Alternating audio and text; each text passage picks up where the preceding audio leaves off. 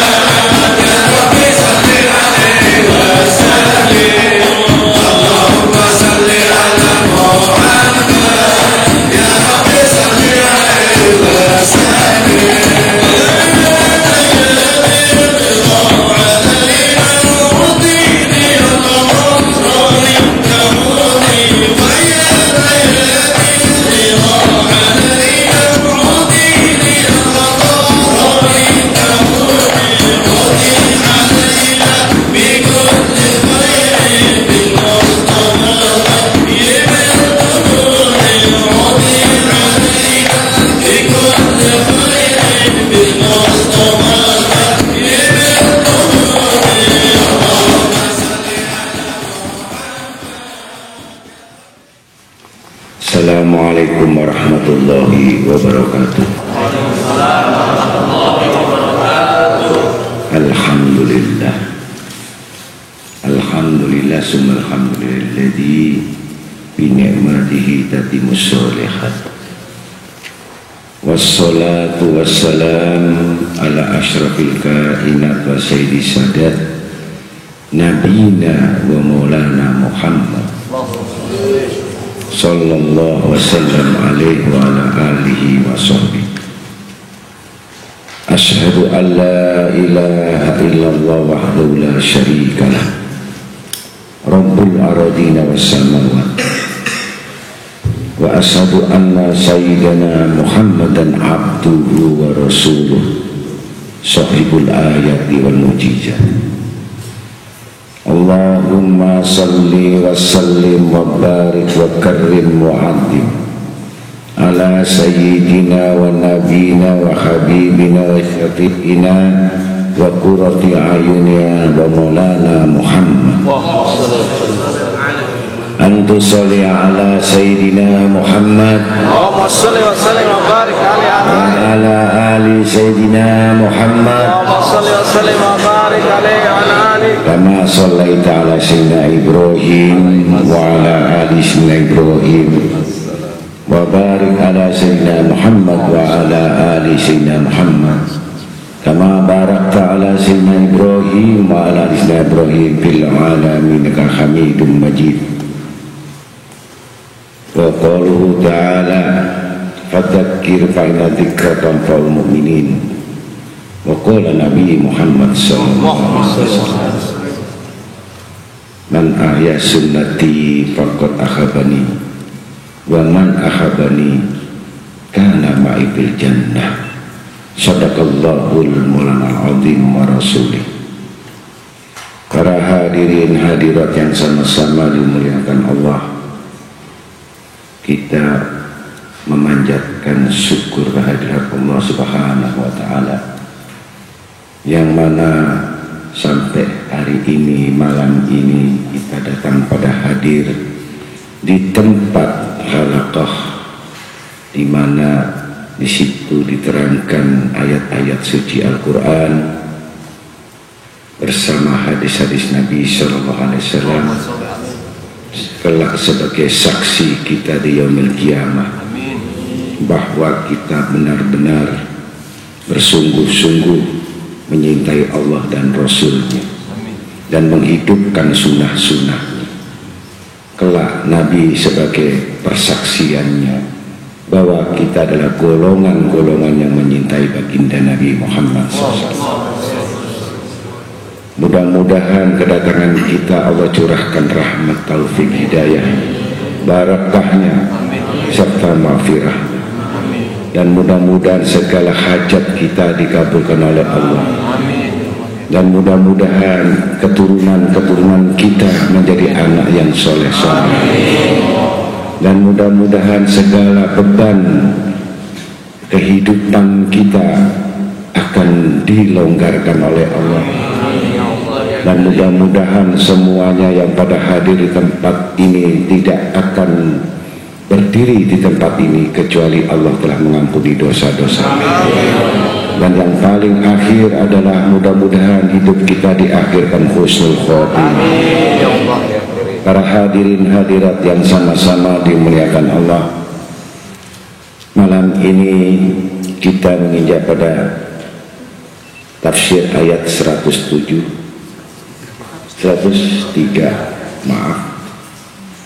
Wa qaluhu ta'ala wa ma asarun nas wala kharasta bi mu'minin, yang mana di dalam surat Yusuf ayat 103 Allah Ta'ala berfirman, dan kebanyakan manusia tidak akan beriman walaupun engkau sangat menginginkannya.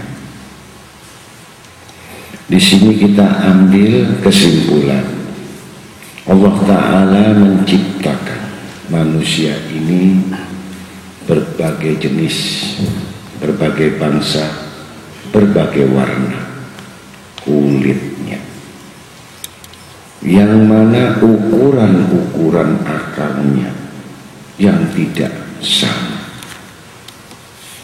Tentu kita akan bertanya, mengapa manusia membeda-bedakan dalam bentuk, rupa, ras, bangsa, kulit, tetapi Allah memberikan satu kunci pedoman, yang mana pedoman itu kitabullah Al-Quran dan hadis. Satu contoh, kalau manusia ini mulai didikan masa kecilnya yang tidak pernah dikenalkan agama, apakah ini kesalahan anak atau kesalahan orang tuanya? Tentu kita akan bertanya, pasti salah menyalahkan, padahal itu adalah ketentuan. Di mana masa itu berjalan? Karena hakikatnya roh manusia ini fitrah adalah beragama Islam. Walaupun sekarang dia posisinya kedudukan agama Kristen, Buddha, Cina, Hindu, hakikatnya rohnya ini Islam. Karena sebelum dijadikan umat, sebelum dijadikan manusia, sebelum dijadikan Nabi Adam dan alam, Allah Ta'ala menjadikan nur Nabi Muhammad SAW 2000 tahun lamanya. Jadi 2000 tahun ini nur Nabi Muhammad SAW. Bahkan Allah berbicara tegas yang terseru kepada Nabi kita Muhammad SAW. Laulaka Muhammad, tidak kujadikan engkau Muhammad, tidak kujadikan alam ini semua isinya dan manusia kecuali engkau Muhammad. Jadi semua ini pantulan-pantulan percikan dari Nabi Muhammad SAW. Tanpa ada Nabi diciptakan terlebih dulu, niscaya kita ini apakah bukan golongan-golongan dari mereka yang beragama lain. Tidak sedikit orang mu'alaf yang masuk Islam, tidak sedikit orang-orang yang kafir masuk Islam, tapi yang bodoh orang Islam masuk agama lain. Karena hakikatnya rohnya ini Islam. Berkat nur Nabi Muhammad SAW, maka Nabi mendapat julukan Sayyidul Awwalin wal Akhirin, Nabi yang mengawali, Nabi yang mengakhiri. Nabi Adam tidak terjadi, bahkan mengatakan Sayyidi waladi Adam wala fakhar, walaupun aku ini raja dari segala nabi, pemimpin dari nabi, aku tidak pernah bangga, tidak pernah sombong. Ini Nabi kedudukannya. Tentu kalau kita berbicara di ayat ini, berarti ayat ini berhubungan masa di mana Nabi Yusuf alaihissalam, yang saat itu sangat sulit membawa kebaikan, maka wama aksarun nas, kebanyakan mereka atau manusia tidak mentaati Allah. Jadi setiap masa, setiap periode perubahan-perubahan atau peralihan zaman itu tergantung kepada pimpinannya. Kalau pimpinannya boleh, seluruh umat boleh. Kalau tokoh pemuka agamanya boleh, seluruh boleh. Rusaknya alim, rusaknya alam. Nah, ini yang kita harus perhatikan. Nah, ayat ini rujukannya adalah pada peristiwa Nabi Yusuf, yang mana saat itu manusia dalam keadaan jahiliyah, yang mana saat itu manusia dalam nasab dan turunan yang penyembah berhala, penyembah api, penyembah dunia. Pada saat itu sudah berlaku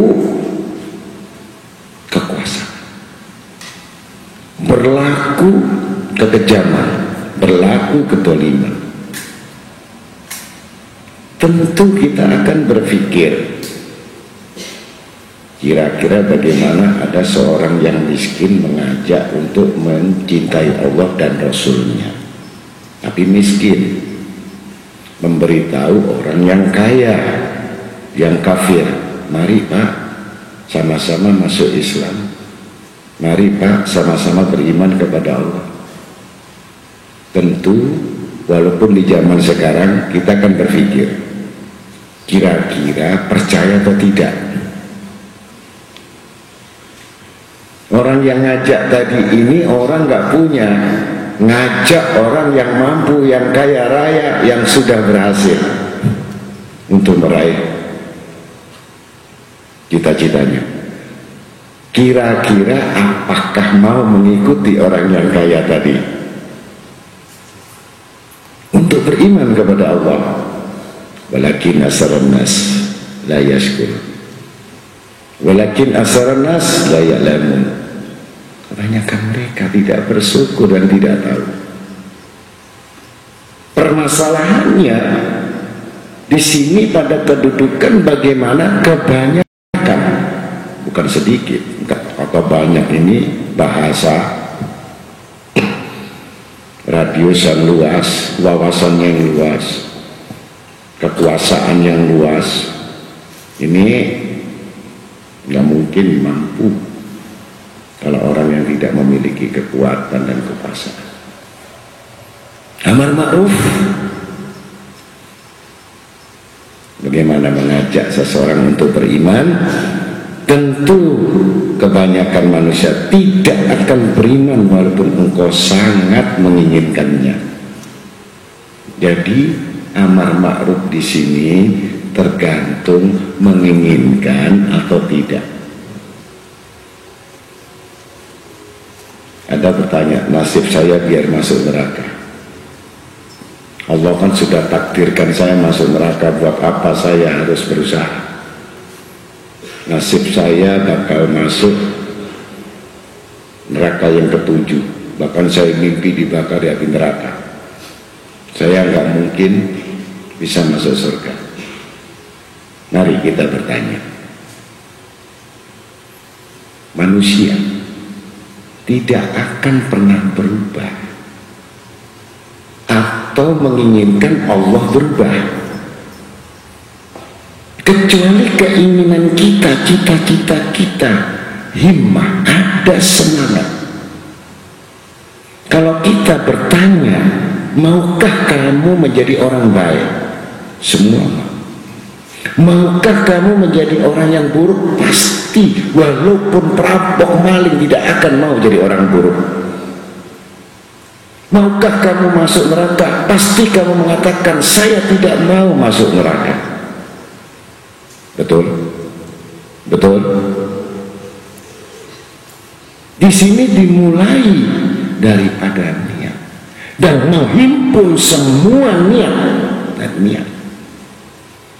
Semua terkalahkan oleh niat. Apalagi ada semangat. Niat, ada kemauan, ditambah keras. Nih, jangan ada niat, ada kemauan, nggak ada keras. Nah, ini kebanyakan kan, saya niat tapi ya asal niat. Bisa atau tidak? Nggak, saya tanya, kalau kita datang ngaji ini ada kerasnya nggak kira-kira? Kalau nggak ada kerasnya nggak bisa datang, nggak bisa. Ini harus ada niat yang didukung oleh keras. Nah, keras ini sebenarnya dorongan dari malaikat, bukan kamu. Ya. Jadi kalau niat ini masih bercampur antara syaitan dan malaikat, tapi belum kuat kekuatan malaikat menolong kita. Datang nangis yang namanya syaitan, menyesal karena aku tidak mampu lagi masuk di tempat yang dimana kebun surga. Riyadul Jinan, orang masuk di majelis itu masuk kebun surga. Jadi kamu nggak usah takut mati. Bagaimana nanti mati saya, bagaimana keadaan saya? Kalau kamu mati sudah masuk surga. Udkhuluha bisalamin amin. Engkau telah masuk golongan selamat dan yang penuh dengan aman. Kita mengalami satu kemudahan-kemudahan yang telah dibayar mahal oleh Nabi kita Muhammad SAW. Kita dibayar tebusan yang sangat mahal Rasulullah SAW ini kepada Allah, yang tidak dimiliki oleh nabi-nabi lain yang tidak mungkin menebus umatnya. Tapi Nabi berjanji, Bahkan Nabi bersumpah, kami tebus diriku, nyawaku yang ada di genggamnya, jangan ada satupun yang masuk neraka selama berpegang la ilaha illallah Muhammadur Rasulullah. Ini tebusan mahal. Jadi bukan untuk kepentingan Nabi sendiri. Sedangkan di zaman Nabi Yusuf masih mengajak beriman, tapi belum ada jaminan. Ada jaminan? Enggak ada jaminan. Tapi kalau Nabi Muhammad SAW, bahkan dari lidah beliau yang tidak segan-segan, qala Nabi Muhammad SAW, syafa'atil ahlil kabair min ummati, kata sahabat Nabi, syafaatku ini besar bagi pendosa-dosa yang jalankan dosa-dosa besar. Coba kita kalau mamanya menjamin orang dosa kecil aja udah susah, tapi kalau Nabi SAW dosa yang besar kami memberikan syafaat. Dan aku tidak akan bangkit dari sujudku ya Rabb sebelum engkau berikan syafaat itu khusus sesudah aku mati pada umat. Apa yang kau minta Muhammad? Jangan kau sembuhkan api neraka itu pada umat.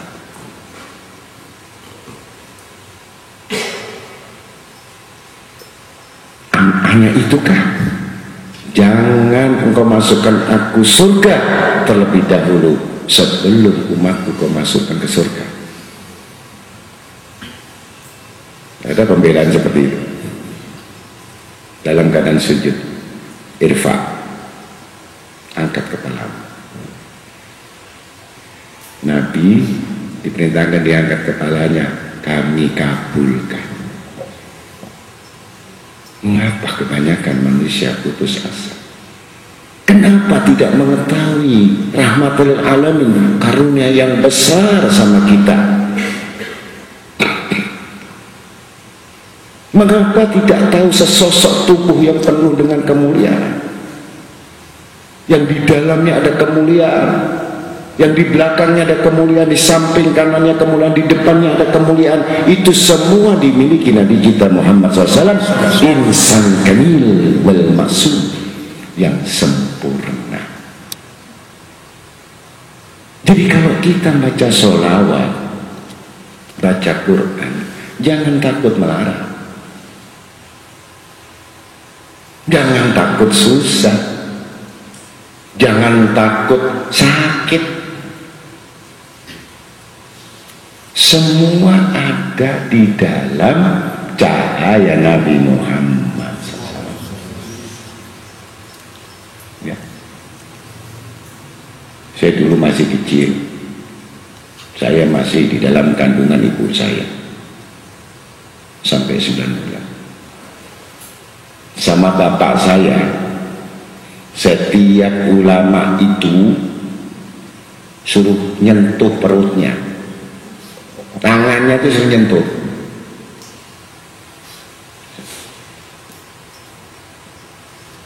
Karena saya nggak tahu. Jadi sahabat apa saya namanya Haji Masri, Jalan Lumumba rumah. Sampai masa akhir hayatnya dia mengabdi sama saya.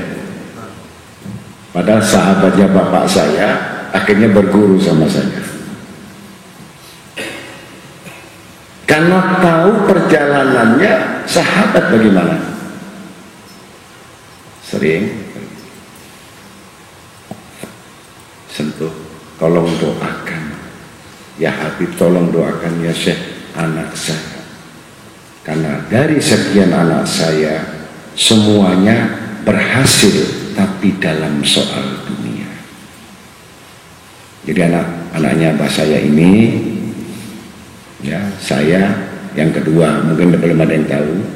Pertama ibu saya ini, pertama ayah saya itu kawin, anaknya 14. 4 meninggal, kawin dengan ibu saya Sohibul Nganjuk. Itu anaknya 9. Jadi semua 23. Dan semuanya rata-rata pengusaha sukses. Jadi yang paling kaya dulu ada di Surabaya, paling kaya, bahkan gubernur wali kota kalah kaya sama kakak saya lain ibu. Ya, didikannya kuat, didikannya kepada syariat kuat, kemudian hanya urusan dunia. Ya. Begitu melihat keadaan putra-putranya demikian, bapak saya mengeluh, nanti saya bakal mati, yang doakan saya siapa? Kenapa dari sekian anak saya nggak ada yang alim? Akhirnya mulai kecil dalam kandungan ibu saya diajak ibu saya. Yang paling sering adalah Profesor Dr. Karim, dosen rektor IAIN. Terus ulama-ulama yang lainnya. Nggak pernah istirahat, pokoknya diajak pergi. Udah selesai. Ambil minum, diminumkan. Jadi saya banyak minum dari air orang alim-alim, bukan banyak minum air susu ya. Karena masih bayi. Nah, kemudian tumbuh, itu baru saya sadar setelah ibu bapak saya mati, ternyata dari itulah hasilnya bahwa saya duduk seperti ini di hadapan kalian. Mudah-mudahan anak kita keturunan ada yang seperti saya, ya, wajahnya seperti saya,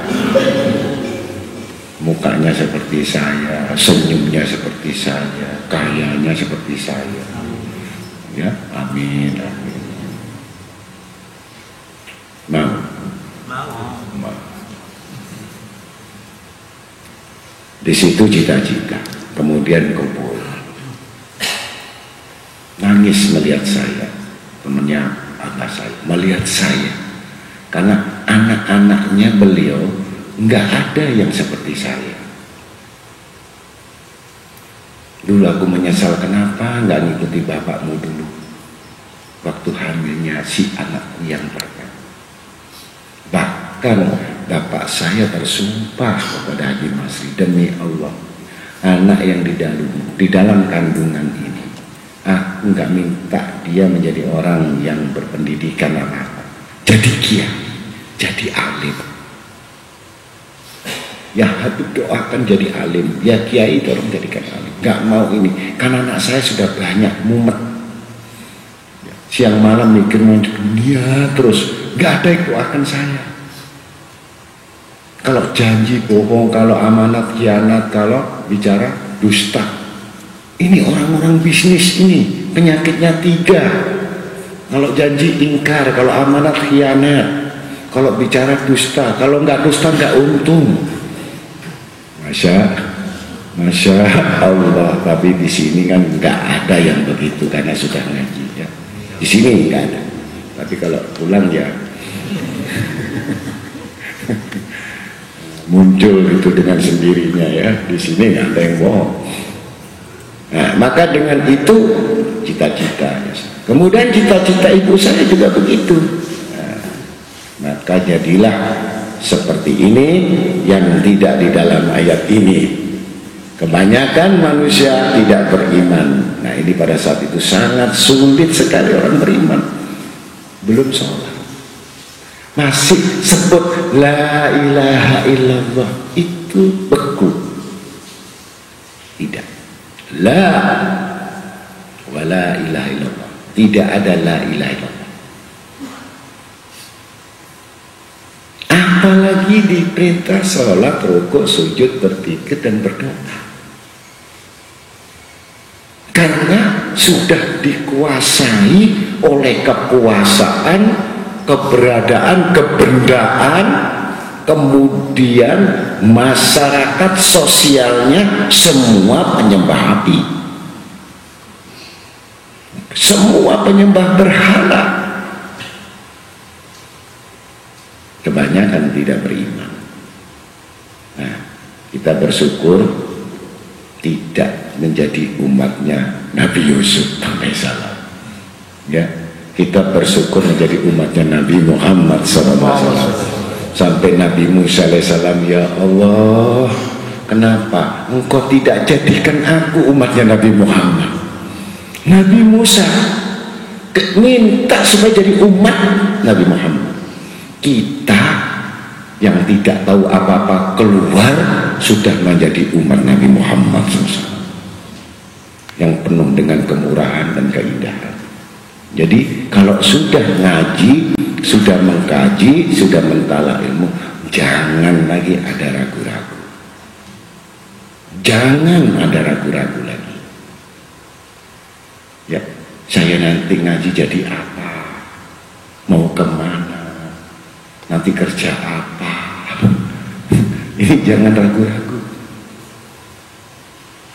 Udah ada jaminan Nabi Muhammad SAW.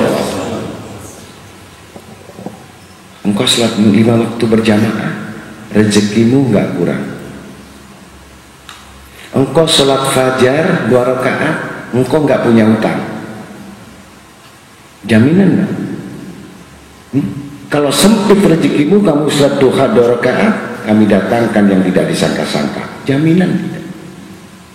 Kalau kita renungkan kan nggak bayar. Coba sholat bayar nggak? Dibayar. Ini jaminan. Kenapa kita masih sanksi dan kita ragu-ragu?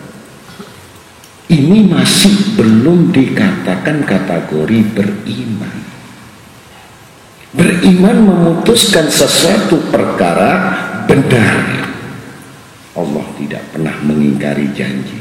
Benar, Allah Ta'ala memberikan rezeki yang tidak disangka-sangka. Benar, Allah Ta'ala menjamin manusia. Benar, Allah Ta'ala telah mencukupi. Coba bisikan, hembusan dari hati, pikiran syaitan, jangan dijalankan, jangan ngaji, gak bikin kaya kamu, tambah melarat kalau kamu ngaji, capek, ngantuk, letih, 4L. Tahu 4L? Lemah, letih, lesu, lelah. 4L. Ya, karena kita tidak diberikan oleh Allah karena ragu-ragu. Sekali lagi, Allah tidak ngabulkan sama orang ragu-ragu.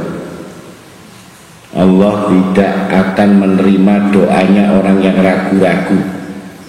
Allah tidak menerima sholat yang ragu-ragu. Sekali lagi, Allah tidak menerima yang ngaji ragu-ragu. Ngerti? Ngerti? Apalagi kena hujan, ya Allah mati aku ya Allah, hujan terus ya Allah, banjir ya Allah. Segala sesuatu jangan masuk yang namanya ragu-ragu. Ragu-ragu itu adalah bagian dari kejahatan. Min syarril waswas. Syar artinya kejahatan, keburukan. Segala yang meninggalkan kebaikan itu merupakan was-was.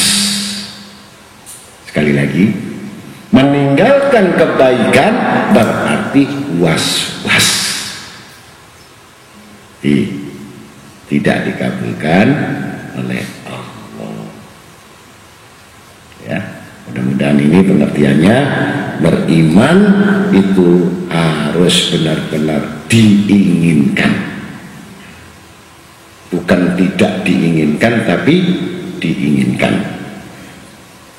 Kemudian ayat yang kedua, wa ma tas'aluhum alaihi min ajrin in huwa illa dzikrun lil alamin. Dan engkau tidak meminta imbalan apapun kepada mereka terhadap seruan. Sebab seruan itu adalah pengajaran bagi seluruh alam. Sekarang kita bertanya, ada nggak kira-kira mengajar itu nggak minta imbalan? Enggak. Saya tanya ini yang jujur ya. Jadi kalau mamanya kamu ngaji sama saya, tak tarik karcis kira-kira mau nggak?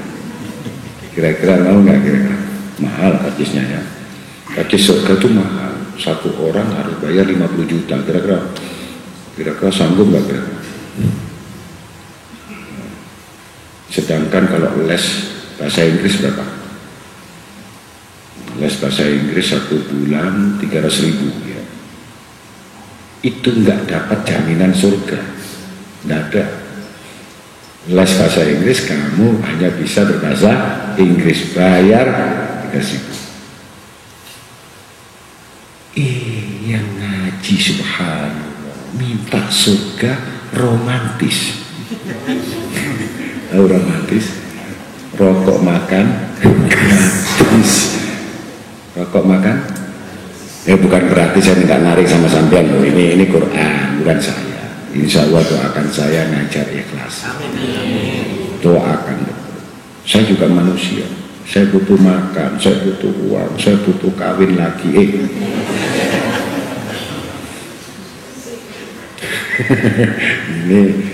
Ini kalau nggak didoakan muridnya, berarti kamu egois. Kalau saya mendoakan kamu, kamu juga mendoakan saya. Itu take and give namanya. Mudah-mudahan guru saya diberikan panjang umur, bisa ngajar kami, bisa diberikan sehat, berikan petunjuk yang lurus, diampuni dosa-dosanya. Itu murid berdoa begitu, gantian dong. Masa saya terus, ya Allah, mudah-mudahan murid saya masuk surga. Tapi kan amin, amin, nggak pernah doakan saya. Nah, Rasulullah SAW selalu minta doa sama sahabat, ya sahabat, doakan aku agar aku bisa mendapatkan wahyu-wahyu dari Allah kembali. Bahkan Nabi SAW dengan budaknya, pembantunya, satu hari minta maaf 70 kali. Akhlak Nabi Muhammad SAW. Kamu punya pembantu, minta maaf nggak kamu 70 kali kira-kira? Wali, goblok, bodoh, gitu ya. Hah? Piring larang-larang mau pecah no, gitu. Tapi Nabi, maafkan aku, mungkin ada yang memberatkan kamu, mungkin ada yang ini. 70 kali minta maaf kepada pembantunya. Mudah-mudahan nanti di rumah sedikit-sedikit maaf ya, tehnya kok gak legi, maaf ya kopinya kok nemen, tapi maafnya ini 70 kali kalau punya pembantu. Kalau nggak punya pembantu jangan minta maaf ya. Walaupun sama istri, makanan kok nggak enak, kau merengut jus tak kayak wakil tangan di buah jadi kedua.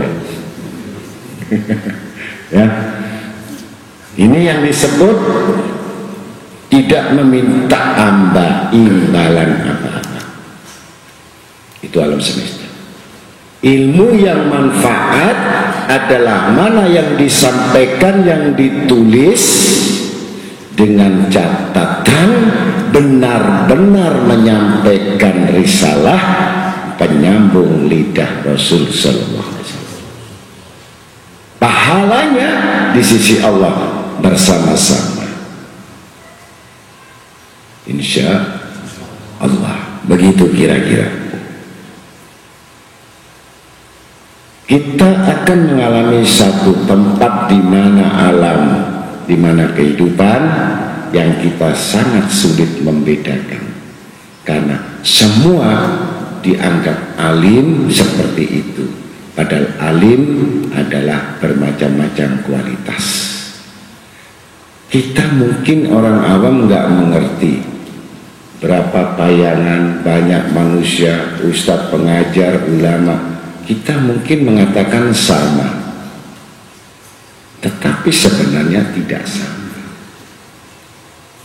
Kalau kita ingin mengetahuinya, berarti sejauh mana tingkat intelektualnya, tingkat daripada wawasannya, tingkat daripada kedudukannya, dan tingkat dalam komunikasinya, dan tingkat daripada pergaulannya, dan tingkat lagi daripada ilmunya. Jadi kita kadang-kadang tidak mengetahui itu. Ya, makanya kita belajar supaya bisa memilih warna. Ya. Warna kita apa? Hijau atau putih atau kuning? Dominan apa? Apa sih yang kamu suka warna? Pasti ada. Ada yang suka ungu aja, ada yang suka putih aja, ada yang suka abu-abu. Ya. Nah itu nggak bisa sama. Jadi kalau kamu suka warna itu khas. Jadi kelompok khas yang memilih warna yang dari hati. Ya, mudah-mudahan kita suka warna yang disukai Nabi Muhammad SAW. Jadi Nabi SAW itu suka warna putih sama warna hijau. Ya, dominan hijau itu paling disukai Nabi SAW, kemudian putih sangat disukai Nabi Muhammad SAW. Jadi yang lainnya bukan berarti Nabi nggak suka, tapi tidak seperti warna putih dan warna hijau. Ya, mudah-mudahan kita suka warna baju hijau, mobil hijau, ya, rumah hijau, istri hijau. Artinya NU, Nahdlatul Ulama. Jadi hijau merupakan arti kata-kata hijau adalah sesuatu yang sangat subur. Ya, kesucian dengan kesuburan. Jadi sudah putih itu suci, kemudian hijau adalah subur. Mudah-mudahan kita termasuk golongan yang penuh dengan kesucian dan kesuburan. Amin. Rezekinya subur. Dia kan anaknya namanya subur. Karena sabar.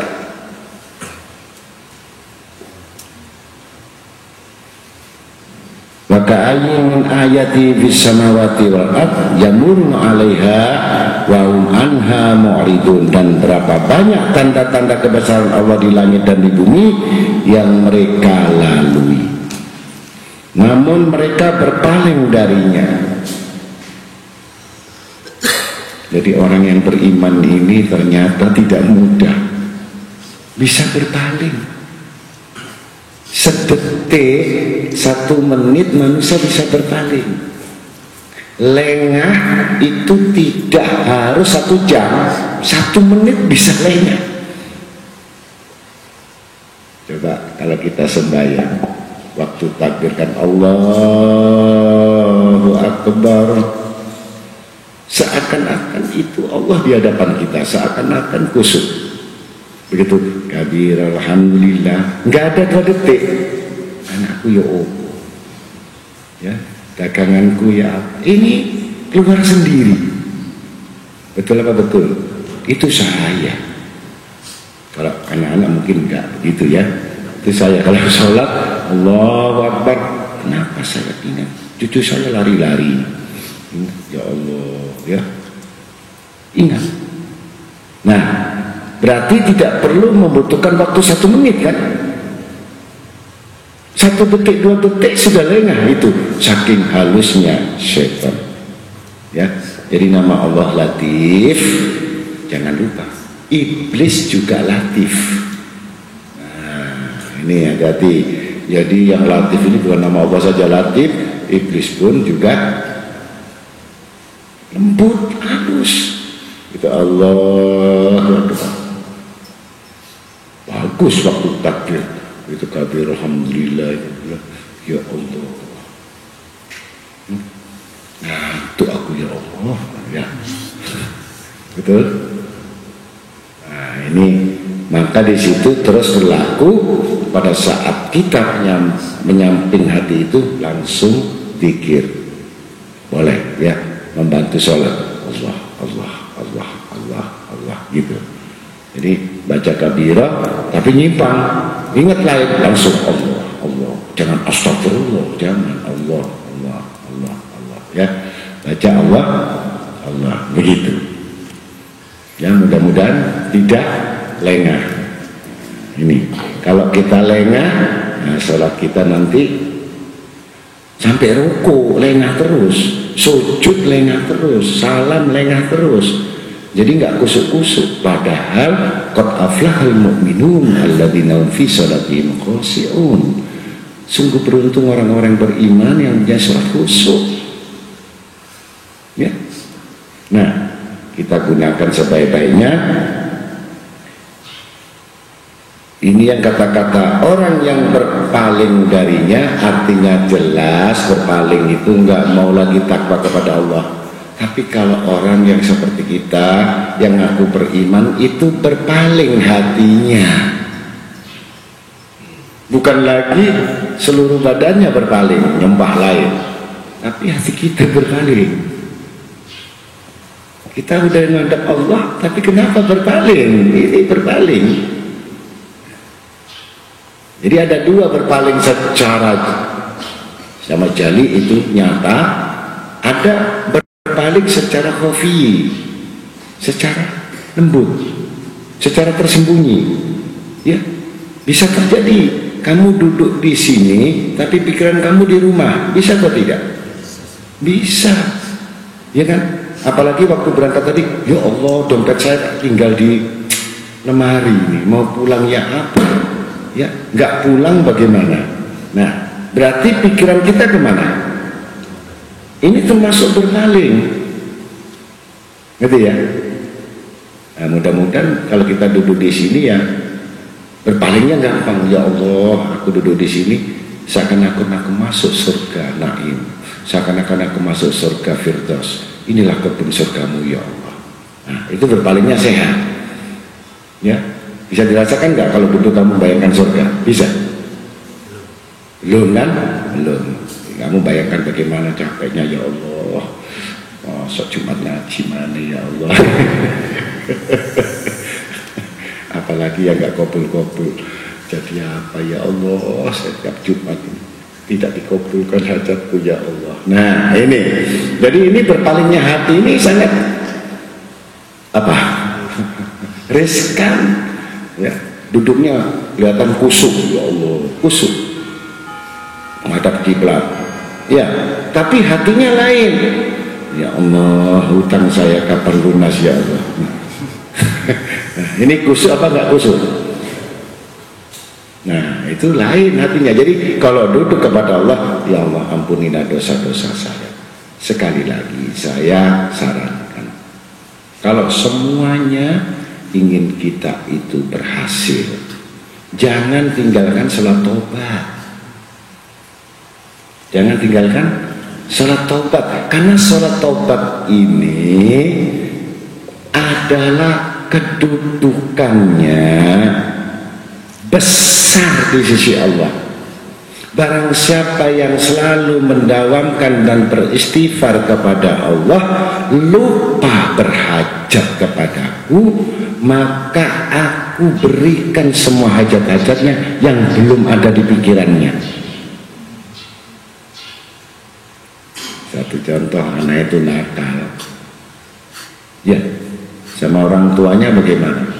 Udah, jangan kasih sangu, jangan kasih turuti apa-apa. Tapi anaknya, ampun bu, ampun pak, sekolah. Anaknya sekolah. Lihat anaknya, ya Allah kasihan anak saya.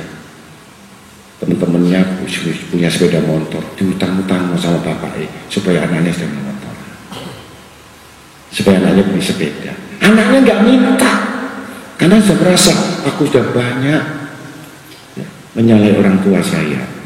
Begitu pula kasih sayangnya Allah itu lebih besar daripada kasih sayang ibu kandungnya yang manja anaknya.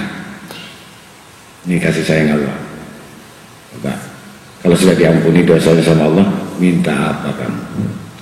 Ayo, kalau sudah diampuni dosa sama Allah, semuanya apa yang nggak milik Allah?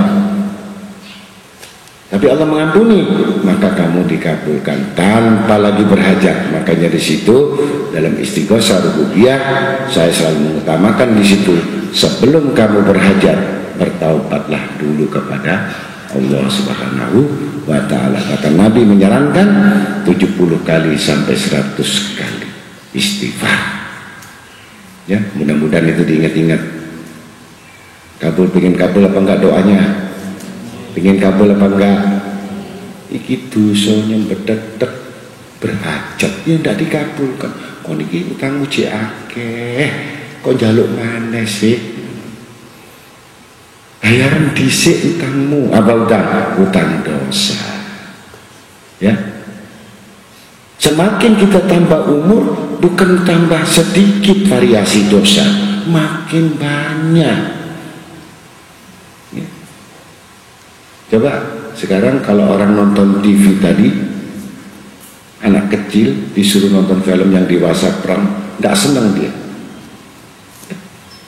Diputarkan ini tidak mau, ngamuk, tidak mau jidi, tidak mau benat, sindi benat dia. Nggak tahunya ya, apa ya, ruang ini. Yang mana? 5, TV 5 mana 5? Putar. Ini tak iya. Lah bapaknya nggak seneng, kakeknya nggak seneng melihat itu film, mau sama nonton benat Pinocchio. Betul? Ya. Nah, apa yang kamu nonton kamu nggak seneng, kamu nggak berdosa. Nah, ini. Makanya anak kecil tadi dia seneng, kita nggak seneng. Gitu. Bisa nggak kita nonton film, nonton sinetron, kamu nggak seneng? Terus saya mangkel. Kalau kamu nggak berdosa, paham ya? Tapi kalau kamu menikmati, sehingga kamu tidak berpikir kepada Allah, ini dosa. Nah, ini termasuk adalah berpaling. Ya, ngerti ya berpaling? Bukan badannya berpaling gini gitu. Paham nggak ya? Ada satu, saya nggak ngomongkan, tapi sahabat saya udah meninggal lama, walim. Ya.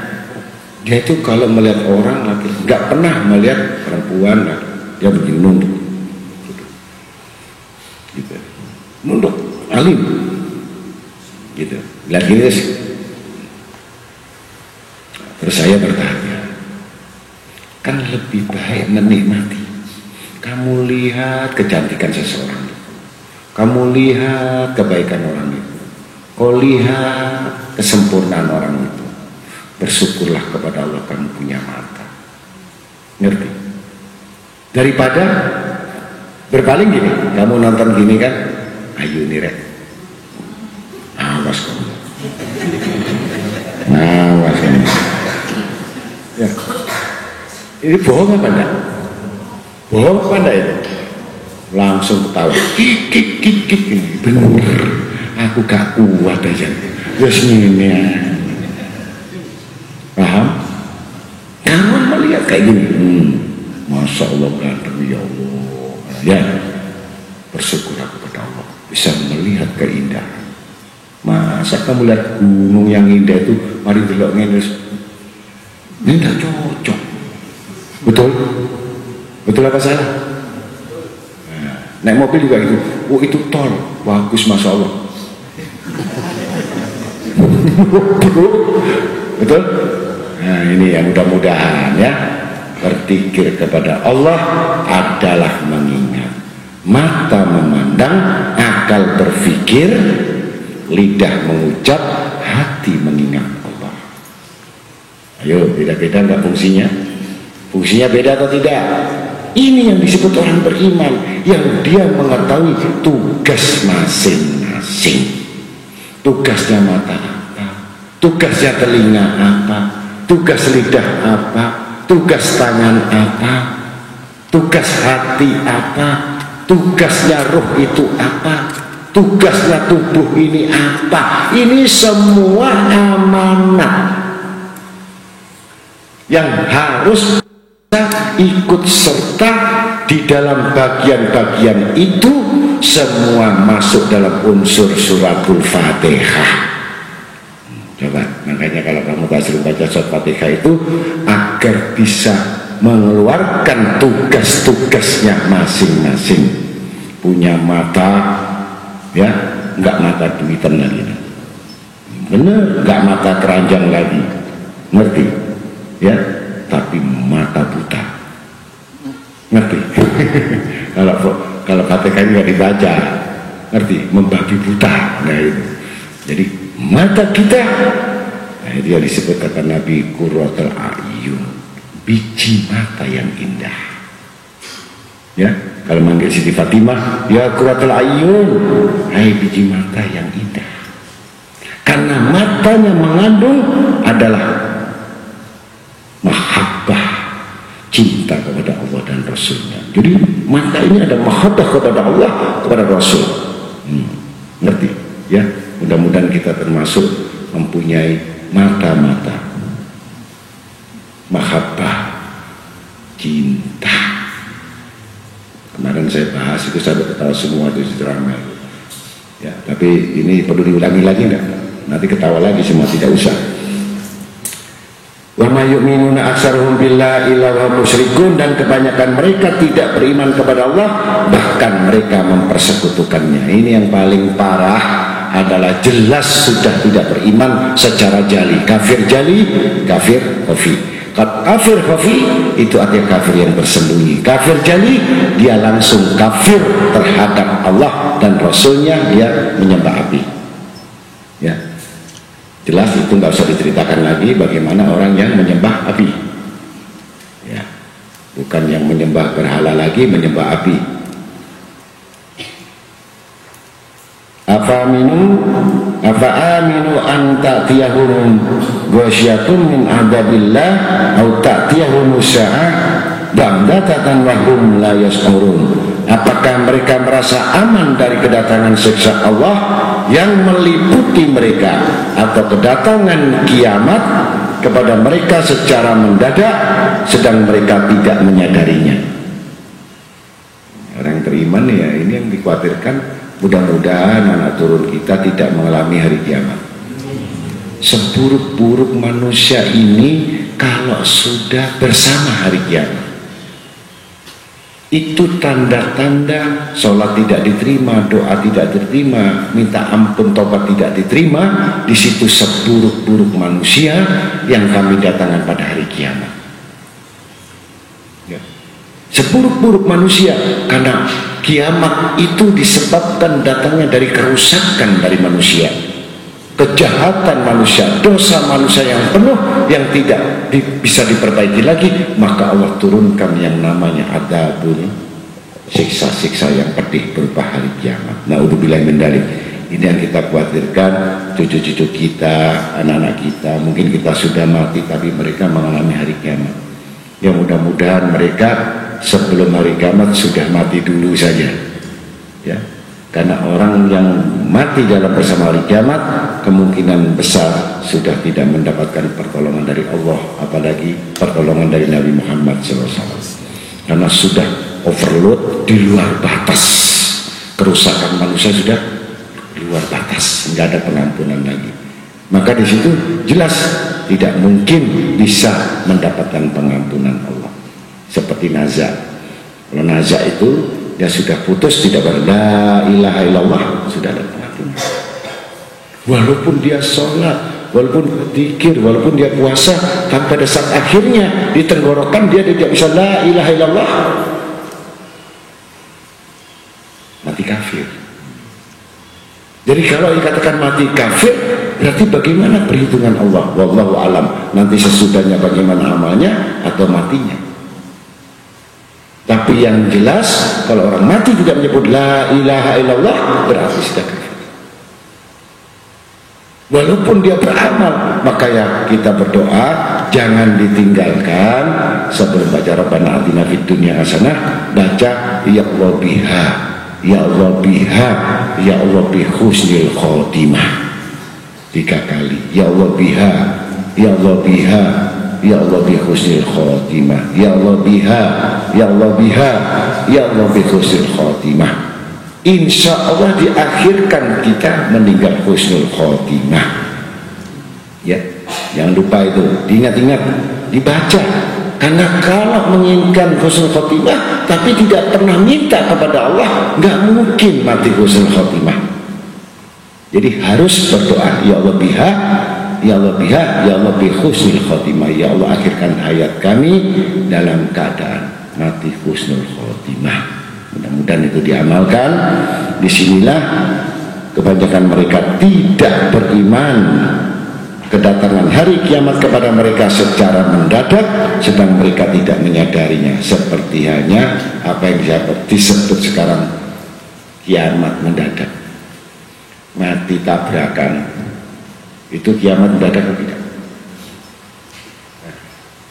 Jadi kiamat mendadak, kena longsor, banjir bandang jam 3 habis, tenggelam, terbakar. Ini sebenarnya kita mengalami kiamat kecil, kiamat sugra, kiamat kubro nanti betul-betul gunung melayang seperti kapas, tanah terbelah, bumi terbelah, keluar api semua.